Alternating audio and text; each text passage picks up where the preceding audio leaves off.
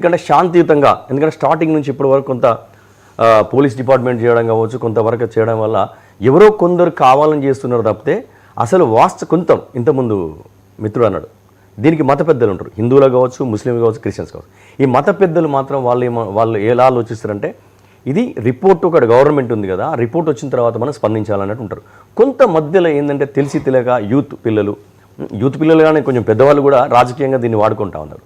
ఈ రాజకీయ నిరుద్యోగులు వాడుకుంటారు. నేనేమంటున్నానంటే ఏదేమైనా ప్రవీణ్ గారు చనిపోయారు, దీన్ని రాజకీయం చేయొద్దు. దీన్ని ఇంకొక దానికి ప్రమాదం అంటే ఇంకొక సొసైటీ మీద కానీ ప్రజల మీద కానీ ఈ మత ఘర్షణలు కానీ ఇంకా వేరే కాకూడదు అనేది నేను క్రైస్తవ మతానికి, హిందూ మతానికి, ఇటు ముస్లిం సోదరులకు అందరికి చెప్తుంది. అంటే కొంచెం ఓపిక పడదు. 3 days అంటే ఇప్పుడు వర్క్ 70% అయిపోయింది, ఇంకా 30% మనకు 3 days లో మనకు డెలివర్ అవుతుంది.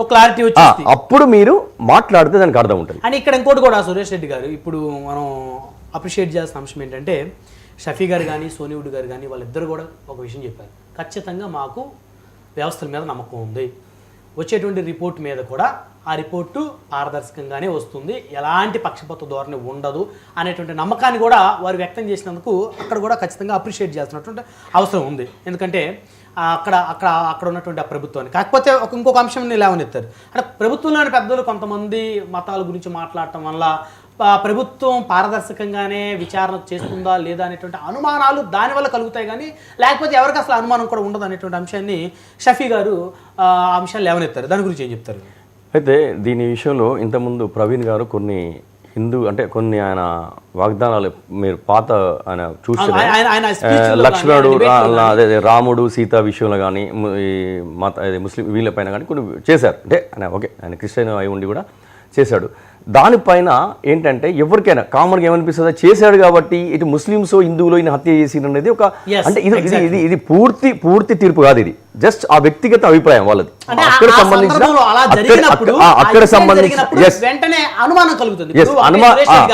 సురేష్ రెడ్డి గారు ఇప్పుడు మీకు ఒక శత్రువు ఉన్నాడు అనుకోండి, బాగా బలమైన శత్రువులు ఉన్నారు, సో మీకు ఏదైనా చిన్న దెబ్బ తగిలినా, చిన్న యాక్సిడెంట్ జరిగినా ఆ శత్రువులే చేశారనే అనుమానం ఆటోమేటిక్ గా కలుగుతుంది. అనుమానం వరకు ఉండాలి తప్పితే దాన్ని ఫైనల్ చేయదు. సపోజ్ నాకు హార్ట్ అటాక్ రావచ్చు, లేదా నా బైక్ స్కిడ్ అయి నేను ఇంకో రావచ్చు. అంటే ఇక్కడ ఒకటి నాయుడు గారు, ఇప్పుడు ప్రవీణ్ గారు చనిపోయారంటే రకరకాల కోణాల్లో ఆలోచించాలి. ఫోరెనిక్స్ ల్యాబ్స్ అవసరం ఉంటుంది, అక్కడ డాక్టర్స్ అవసరం ఉంటుంది, టెక్నికల్గా చాలా ఉన్నాయండి. టెక్నికల్ పోలీసు వాళ్ళు ఇప్పుడు మనం మాట్లాడినట్టు పోలీస్ డిపార్ట్మెంట్ చెప్పలేదు, ఎందుకంటే వాళ్ళకి పూర్తి వివరాలు వచ్చినప్పుడే వాళ్ళు చెప్పగలరు.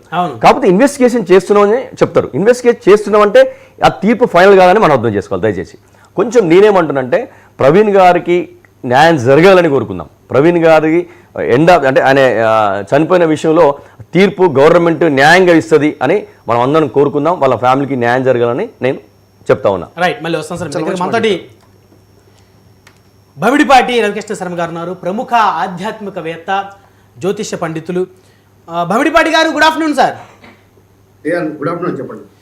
భమిడిపాటి గారు ఎన్నో ఆధ్యాత్మిక సందేశాలు ఇచ్చారు మీరు, ఉభయ తెలుగు రాష్ట్రాలకు సంబంధించి అనేక అంశాల మీద మాట్లాడుతూ